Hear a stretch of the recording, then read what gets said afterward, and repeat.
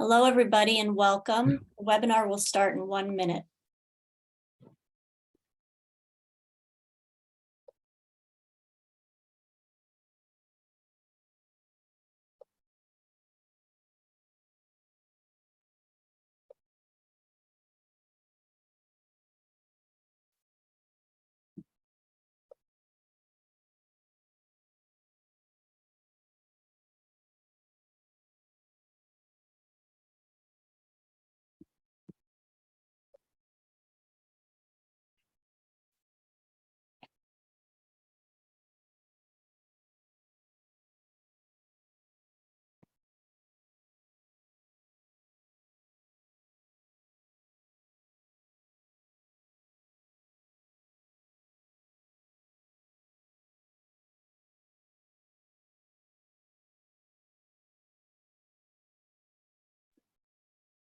Okay, we're going to get started. Welcome to Gray Associates 2022 Community College Bootcamp Series on Program Evaluation and Management for Community Colleges.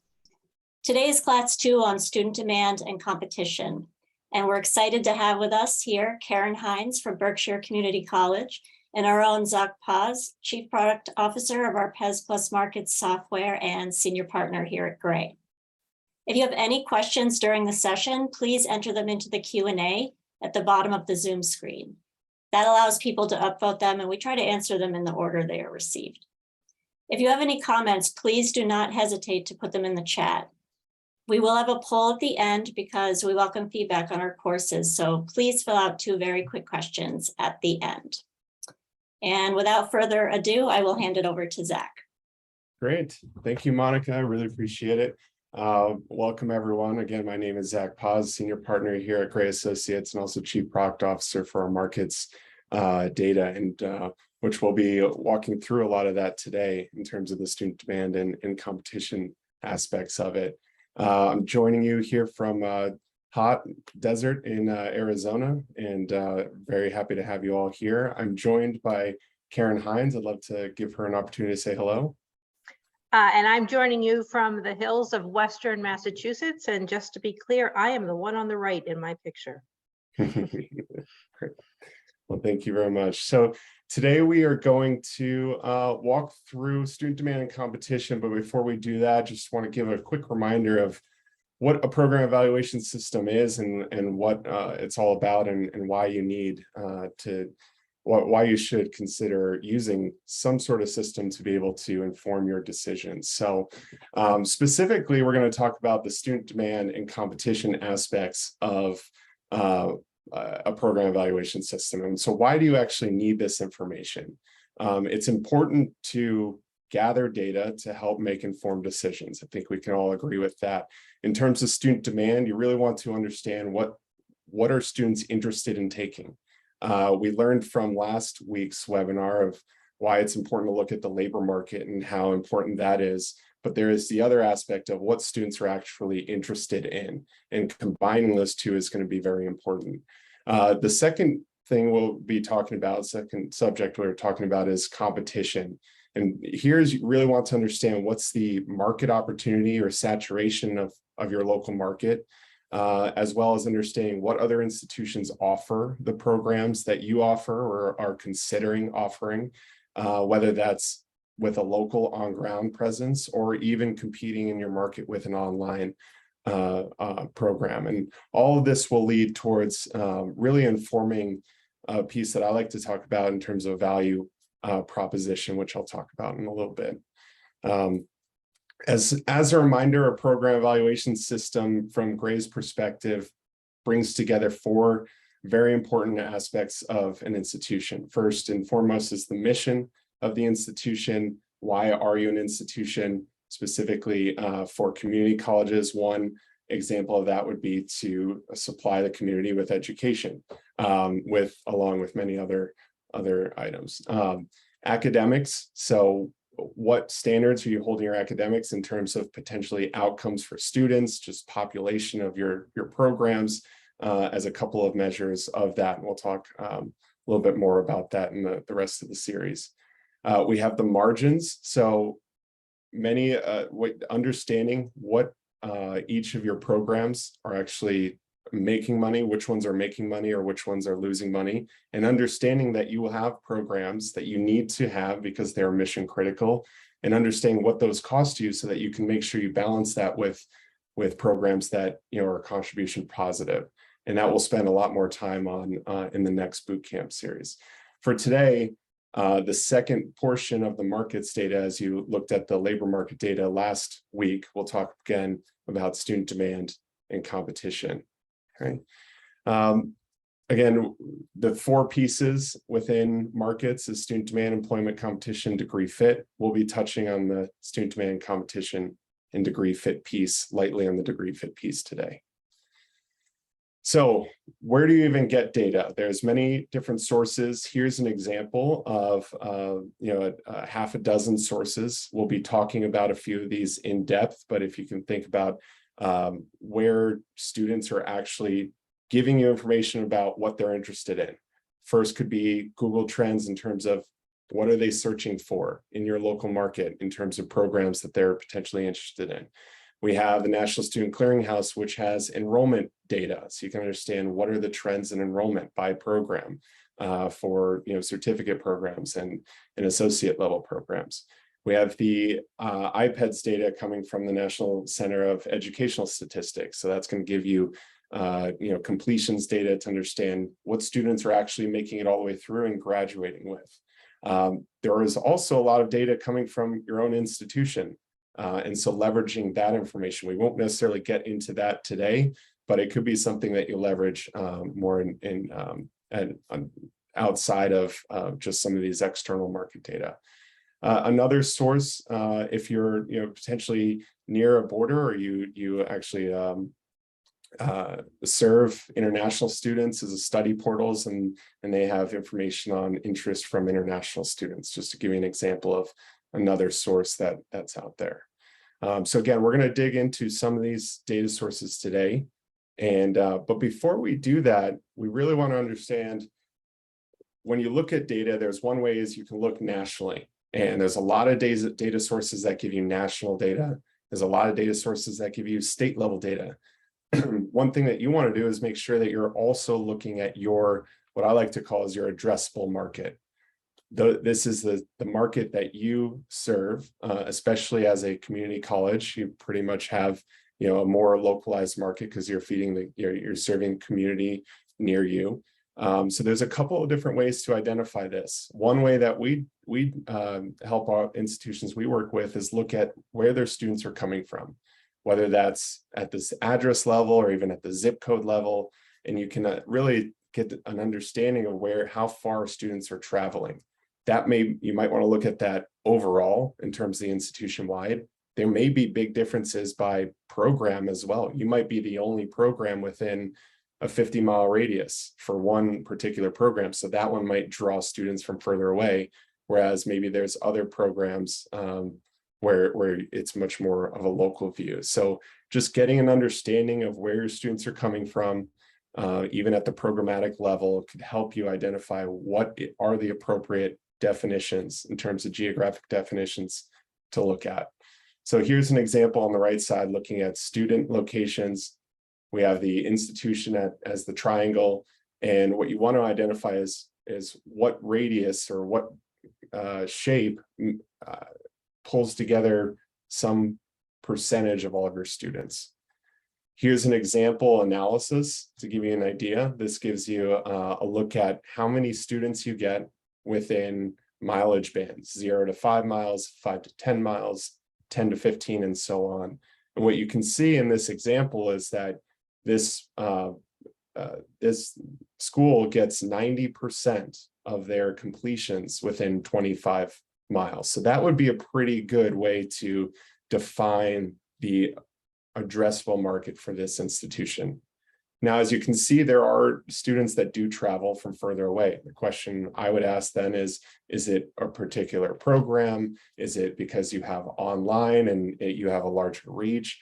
And those would be reasons to have multiple definitions depending on, again, what you're trying to accomplish with analyzing the data. But again, the important piece here is understanding what market do you serve, so that you can align the market data with that, so that you can look at the most relevant data to your institution. Okay. Let's now jump into student demand. So what are the metrics that we look at? From Gray's perspective, we think you should look at from the beginning of the funnel all the way to the end of the funnel. So starting with what students are searching for, what are they inquiring about, to get an understanding very early on of what are the subject areas that students are potentially interested in. Some of the data sources we look at for this are very current. We look at search data for program keywords up to the most recent month. So it's a very current look at what is going on in terms of student interest. Moving a little bit further down the funnel of a student, that when they actually enroll in a program. This is a source where you can understand what students are enrolling in, how many students are enrolling in a program, what are the trends over terms, and to really get an understanding, okay, students are actually now going into a classroom, into a particular program. And then finally is they actually completed the program. And that's going to be your best example of students actually interested in a program, because they actually went through, voted with their feet, and completed. So that's the completions data. And again, we'll dig into the different sources, but having a view of the entire enrollment or the entire student life cycle is going to be important, so that you can understand what's getting students interested, what are they actually enrolling in, and then what are they actually completing. And having that perspective is going to be very important. Okay. So if we look at searches, this is a look at the highest keyword searches. We did split out for an associates and below, so that's one thing to keep in mind here. But a nursing assistant had keywords related to the highest searches in Google: cosmetology, commercial truck and bus driver, LPN, phlebotomy. So that's the top 5 most searches in our database. Now there's many different keywords that you can look for. So an example might be we might have 5 or so keywords that we're tracking for nursing assistant. You might actually go to Google Trends and look at other keywords that they might be searching for. So again, one thing to keep in mind is there's systems out there that have sample of searches, and then you can go look at details within Google Trends itself and see what are trends for very specific keywords if you have those. But again, understanding very early on in the life cycle of a student, what are they interested in? And making sure that you understand that is to inform potential new programs, or even identifying within your current program portfolio where the interest is and what's trending. Okay. Then we move into the enrollment data. So enrollment data comes from, there's a great source. There's 2 different sources that we look at regularly for enrollment data. One is the IPEDS data, which doesn't give you a program perspective. It gives you really an institution and undergraduate perspective. But then there's also data out there from the National Student Clearinghouse that does give you program-specific information. And so understanding what students are actually going to and enrolling in, again, gives you that second part of the funnel and a very important aspect of student interest. In this case, business administration and management was the #1 enrolled program at the associates and below level, followed by registered nursing. And then you can see another list here, but business administration and registered nursing were by far the largest enrolled programs. And then finally, we're looking at the completions data. So this comes from the IPEDS completions reports. So this is how many students actually received an award, whether that was a certificate, less than 1 year, 1 year, or 1 to 2 year certificate, or an associate's degree. In this case, we're looking at it combined to give you a perspective of, certificate and associate's degree. Business administration and registered nursing are the top 2. So as you can see, from the last page, business administration was #1 enrolled program. It is also the #1 program that students actually graduate with. This is less of a, sometimes what you'll see at the bachelor's level or higher is that there's a lot of transition from what students enter in and then what they actually graduate with. As we see less of that at the, the associates level. Students are pretty much, either going into, trades programs or into very specific subjects, and they typically finish in those subjects as well. So when we look at this across the life cycle and compare each of the top programs, you can see that some programs show up as the highest in multiple.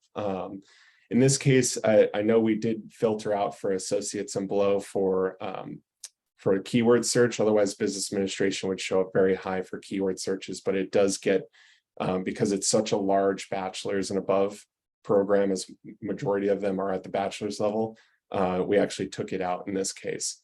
But you can imagine business administration would show up as the highest keyword searches as well. You see registered nursing, as we mentioned, showed up both in the enrollment data and the completions data. Licensed practical nurse shows up in both searches and completions. Medical assistant shows up in both keyword searches and completions. And so as you start to look across the life cycle, and when programs are in each of these data sources, you can be more confident in what the data is telling you. And that's a very important piece that you'll want to consider, is that all of these data sources will have their frailties. They also all have strengths, especially when they all point in the same direction. And so having multiple data sources when you're looking at this data is going to be, again, very important to be able to make sure you're confident in what the data is telling you. Right? One example of that is pulling all of this data into the same the same analysis. Here is an example of a scorecard that we've developed to give you multiple views of different data sources on one page. Again, to be able to do that comparison across the life cycle of a student. Let me just quickly walk you through how to read this scorecard. The first thing is it gives you a category. So in student demand, we think about there's two categories, size category and a growth category. So first we want to understand what's the size potential of this program. So as I mentioned, we looked at Google search volume. We can see that the first number here is a percentile value. It ranges from 0 to 100, 100 being the highest ranked on this particular metric. So at the 82 or 82nd percentile, this program, entrepreneurship, is in the top 18% of programs for Google searches. Okay.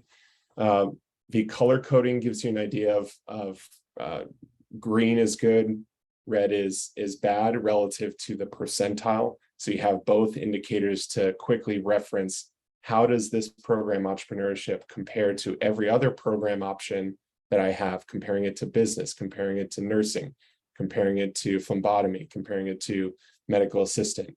How does entrepreneurship compare to those programs? Over 1,500 iPad zip codes. And so you get that reference all in one place. We then have the criterion, which is the Google search volumes. We're looking at a trailing 3-month Google search volume. The volume of searches within this market definition, which will is a pretty local definition. We're actually using a local definition for Berkshire Community College, and we'll get through actually analyzing this program for them. So 516 searches. Again, 516 would be very difficult to understand. Is that a lot or a little?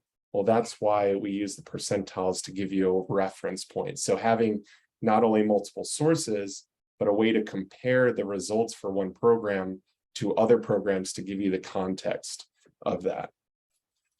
And then finally, we have a score. When we designed this, we wanted to be able to not only see the values and compare a single value from one program to every other program, but we wanted a way to create a score looking at combining all of the values for a program and compare scores of one program to another. So this scoring rubric is developed to help you do that with the goal of saying, if I have a choice or if I have a list of programs, let me create a scoring rubric for all these metrics and identify which ones have the highest score overall. And then now let's look at the data to say, okay, does that, you always need to look at the details, but at least you get a starting place in terms of, overall at a composite level, how does this program compare to others? All right, so that's how to read a scoring rubric. Again, the idea here is that you have multiple data sources to look at and that you're able to compare this program to other programs to get the context that you need to understand if it's a good or bad opportunity or something in the middle. All right. As far as actually evaluating this program, this program does score high. It's in the 96th percentile, so it's in the top 4% of programs in terms of a student demand score for an associate's or below program. In terms of how many completions there are, it's in the 93rd percentile. So it's one of the top 7 programs in terms of volume of graduates. One thing that is important, especially as a community college, you're typically in smaller markets or not, but you can find that, understand that you might not have data for some of these sources, and that's okay. And it's, again, another reason why it's important to have multiple data sources for each of these to be able to evaluate a program. Student enrollment is in the 97th percentile, so it is one of the largest programs in terms of student enrollment. We talked about Google search, but it's in the 82nd percentile. And then even looking at the enrollment change, as you get down to here, this program grew term over term this academic year versus last academic year, and is in the top 2%. So this is a growing program in terms of the enrollment data.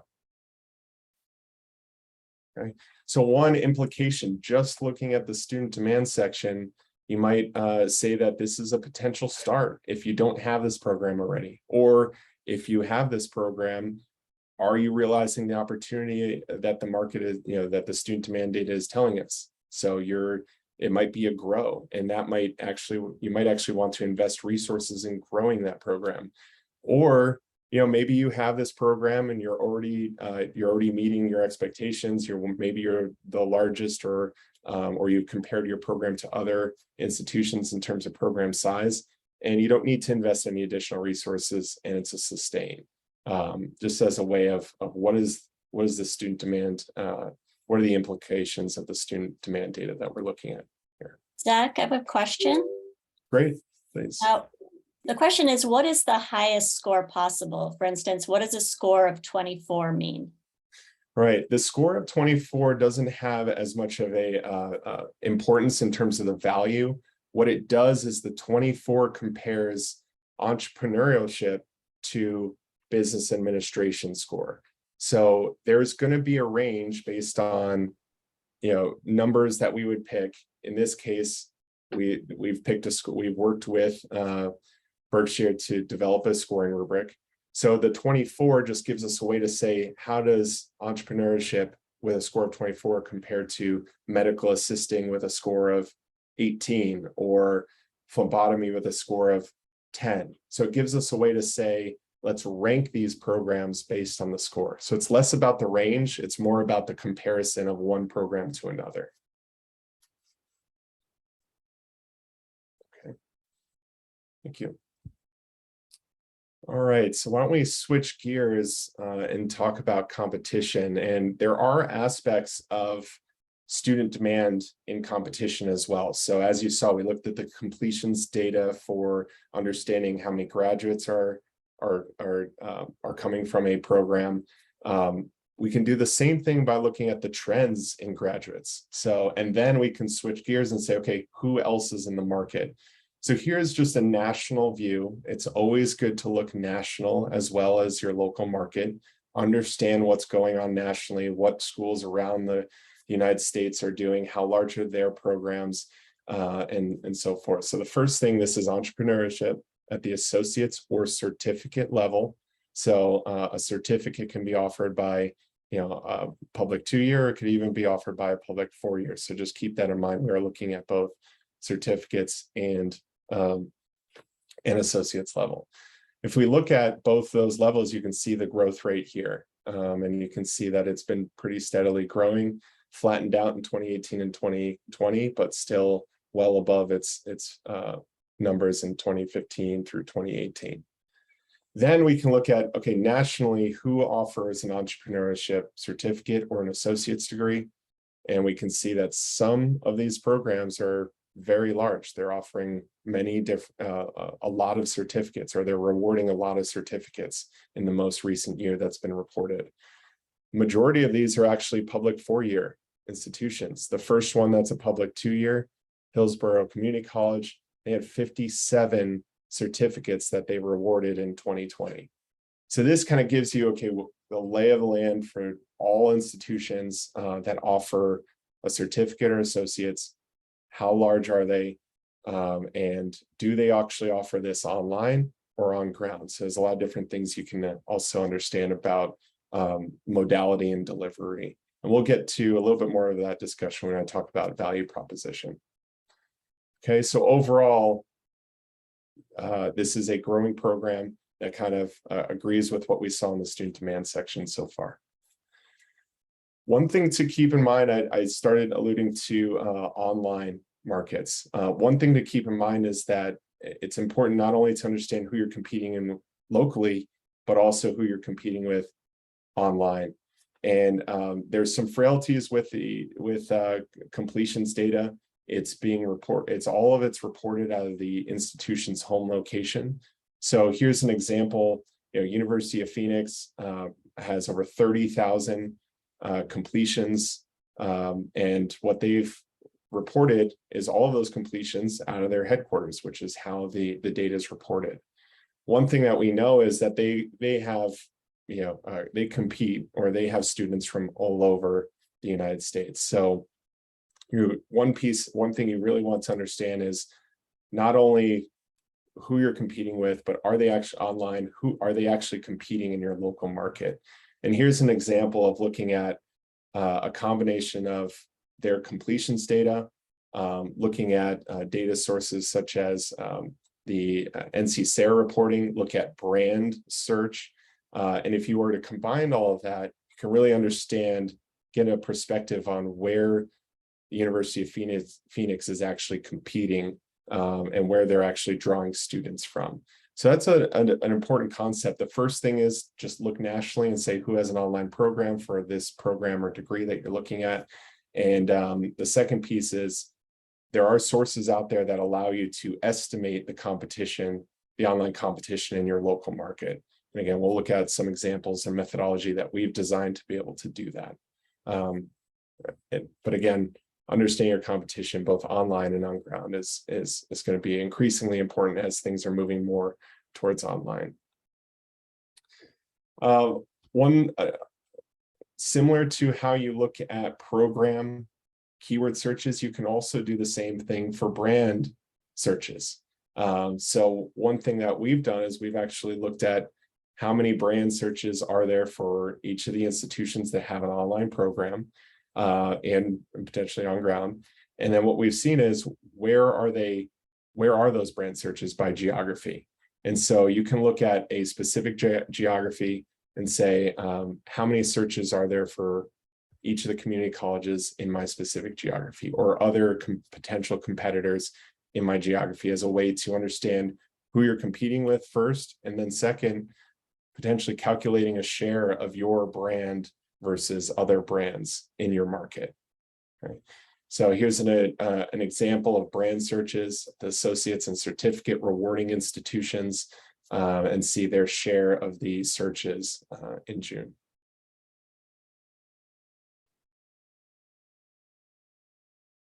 Okay. As we looked on the as we looked at the student demand section where we saw the scores, one thing that you can do is sort on those scores to give you an idea of which programs are have more or less competitive intensity. And competitive intensity doesn't necessarily mean volume of competition. How many institutions are also offer a program. It could also mean how much opportunity is there in terms of saturation metrics. One of the saturation metrics we look at, which I'll talk about in the next slide, is program size. So one way you can think about that is there might be a program, a degree program that you're considering or that you have that has a lot of other institutions already offering it. However, all of those programs are very large. And so that kind of balances out the volume versus saturation. In this case, we're looking at a sample of programs ranked on the competitive intensity score. The higher the score in this case would tell you that it's less competitive in terms of competitive intensity. The lower the score would say it's more competitive in terms of competitive intensity. So let's look at an example for entrepreneurship again. In this case, there's not a lot of data for this program. This is what you'll find in many cases when there's a newer program in your market or there's no one else offering it. It's very hard to get competitive data if no one else has the program. So that's one thing to keep in mind. In this case, there are 3 institutions that have a program within a local market, extended local market. The average program size is 3, median completions is 2, and you can actually see those have grown. So this is what I see from this is still an early on program. There are program institutions offering it, so that gives it a little bit of competitive intensity, and we're not yet seeing the size of the program kind of balancing out the number of institutions that have a program yet. But if you remember on the completion slide that we looked at, there were a lot of institutions that had many completions at the certificate level. So that could represent there's a lot of opportunity, and yet this market is not yet realizing that. There's some other metrics in here. We look at Google search cost per click. That gives you an idea of how competitive the keywords are that we are tracking are for this program compared to other programs. In this case, this is a more competitive program in terms of cost per click, and another index that comes from Google around the competition, basically how many entities are bidding on those keywords. Now, this isn't to say that you are actually purchasing inquiry or you're actually bidding on keywords, but it does give you that perspective of competition online for searches. And then we also have the national online competition. So 20% of the institutions that offer an entrepreneurship at the associates and certificate level have an online offering. And but those are a little bit smaller on average than the regular institutions that don't have an online offering, because only 13% of the completions come from those 20% of institutions, or those 70 institutions. So comparing now, and we'll come back to this in full, but compare from what we see from the student demand to the competition. The student demand is indicating that there is demand for the program and it is growing. The competition would say that, yeah, there are institutions offering this program and their program sizes aren't that large yet. So I would be a little bit cautious with this, with interpreting this data at this time. Student demand says good, and then competition says a little bit of cautious in this case, mostly driven around the number of completions and basically a look at program size. Okay, so let's switch gears. I'm going to hand it over to Karen to talk about Berkshire and how they're leveraging data. And take it away, Karen. Okay, great. Just a quick picture of our campus. It's beautiful in the fall. Come visit us. So Berkshire's mission, you can see it there as we talk about probably what every other community college is talking about these days, as we reference that not only are we getting students ready for transfer to a 4-year program, but we're also working directly with workforce and career paths, developing partnerships, and we have an OLLI program that supports our lifelong learning that's one of the largest in the country. So as we continue to look forward, we're looking at our vision to be providing equitable and accessible and transformative learning.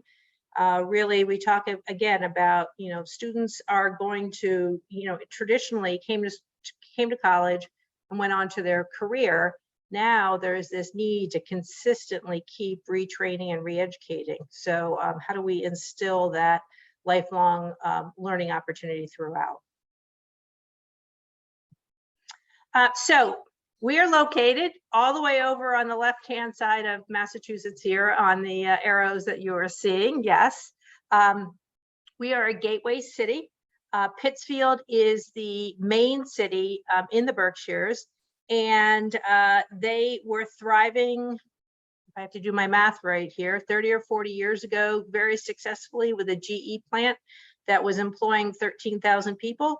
GE is still there, but today they employ 700 people. And so that big difference really has us looking overall in the Berkshires for new economic investments and how to keep the region thriving. Many of you probably also know that we are a very significant tourism is one of our mainstays as people come to visit us for the summer and throughout. As you continue to look at this map, though, you can also see that we border New York just to our west. It's literally 5 miles from our campus. We have Vermont in the north and Connecticut to the south. The reason I'm bringing this up, and actually I'll also mention that within the purple range that is just to the east of the arrows is Berkshire Mountains. So from economic and jobs standpoint, people will travel up to 50 miles within and outside of those borders in order to get work. But from an educational standpoint, there's this mindset that if you go over into New York, you're in the New York state system, and vice versa. If you're in New York coming into Massachusetts, you're going into the Massachusetts state school system, and everybody's under the assumption that that means the cost is going to increase. It's a perception, nothing more than that. But they also have this idea that they don't want to go over the mountain and go to possible options east of the Berkshires. So we have this really strange dichotomy going on. And part of the challenge is how we look at our market from who is our competition from somebody living in the Berkshires versus somebody living outside of the Berkshires, and will they be willing to travel into our area? So, we are one of 15 community colleges within the state of Massachusetts. We are the smallest of all of the community colleges, so we have the advantage of having a system that we can rely on, but we all do work independently of each other. So we're 14, almost 1,500 students. You can see heavier female than male, 26% minority. Our enrollment, you can see an increase within the Black, Indigenous, and people of color market. We continue to focus on that area. You can look at the fact that we are 24% full-time and 76% part-time. And I've broken it down for you in that graph there to show how that's falling out with the number of credits. Degrees conferred. Again, we're looking at our BIPOC population on the left-hand side versus our traditionally white population, which we skew probably 75% demographically white in our area. And probably no surprises here. The one thing we've seen a bump up is in associate degrees with the looking at it from an equity standpoint. On the right-hand side, we are seeing certainly decreases in numbers, but that's nothing that nobody else is, everybody else is seeing too. Our program is focused on kind of our community college mission, vision, and values as it supports the Berkshire economic development growth opportunities. We offer 20 certificates, 17 career associate's degrees, and then 12 transfer associate's degree. And we have a really strong transfer program. within the state of Massachusetts to be able to easily transfer into a four-year school. So pre-program evaluation, we were basically looking at probably the same demographic information or the same information in general that everybody else was. So demographic information listed here for our region by race and ethnic background, and also by age and sex of male versus female, and so on. Very basic information. We were also looking at the adult learner and the percentage of people who were graduating with some college or an associate's degree. We actually skew closer to the national average of 60%, of 60% graduating from college, but 28% having some college or associate's degree with them. The state of Massachusetts in general is a more educated state. We don't reflect the education that's taking place or the level of number of educational institutions, certainly within the Boston market. We also, keep going, you're fine. That's good. So we have a small faculty group, 54 members, but incredibly committed. Very diverse. They are very active with students, and they're very sensitive to discipline responsiveness. Very proud of their involvement in that. We also, faculty individually, kind of strive for the state and national opportunities and professional engagements. We've participated recently as an ATD member on the Rural Community College. We were a participant. We have a strong student success program with a grant program currently in place. We are currently writing our strategic plan.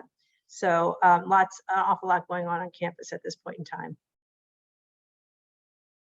So pre-program evaluation, we were looking at the basics of, demographics, demographic data, looking at what are primarily traditional students. We were looking at college outcome data. So the 2, 4, and 6 years of completions for certificates and associate's degrees, and those transfer opportunities. We relied a lot on program advisors to kind of provide us with their level of subject expertise. So that was all on the supply side. On the demand side, we were engaging with local employers through advisory boards and faculty-specific relationships to kind of understand what was going on there. We could identify our four-year partners, mostly through our articulation agreements, and most of those were through state articulation agreements within our system. And we also took directives from the Massachusetts Department of Higher Ed, particularly regarding things such as dual enrollment. Post, this is where we are now. So we actually, everything in orange is the elements that were added to our process. So now we're able to determine such things as what are other colleges and universities offering, both at the local level, the regional level, and the national level. We can look at how are they offering programs, what modalities are they using? Are they online or on campus, or some combination of both of those? And what's the semester look like? What's the course length process? We can look at the size of the opportunity, what future growth is projected, and what opportunities are there, and what type of market share might it offer us. So lots of opportunities there. As mentioned earlier, and in our case, we can also look at rural communities with multiple state borders that need to be addressed. So what we've done is that we have our local market, which takes into consideration the potential border issues. And then we have an extended local market that was created specifically for us that shows that 50-mile radius with a few tweaks to it. But it allowed us to be able to kind of customize it to our specific needs to be able to really identify what was going on there. And so we look at that extended local market when we look at job opportunities. So what is possibly available there? So the next piece then too, I'm sorry, the one piece that I missed was how do these opportunities fit with a local economic development plan? And I'll talk about that in just a minute. So the last piece, the economic modeling with predictive analytics. So that really provides us with a full picture, and that's where we're currently headed. We've not completed that yet. And my background is in business, so bear with me for a minute. But this allows us to really look at our programs as our product portfolio. And we may need to support a loss leader as we look at the whole picture.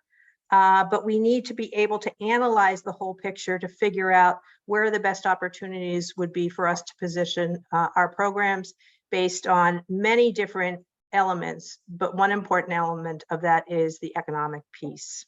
So we are looking forward to being able to identify with that economic piece where there might be synergistic opportunities, where we might be able to capitalize on economies of scale and not cannibalize in that process.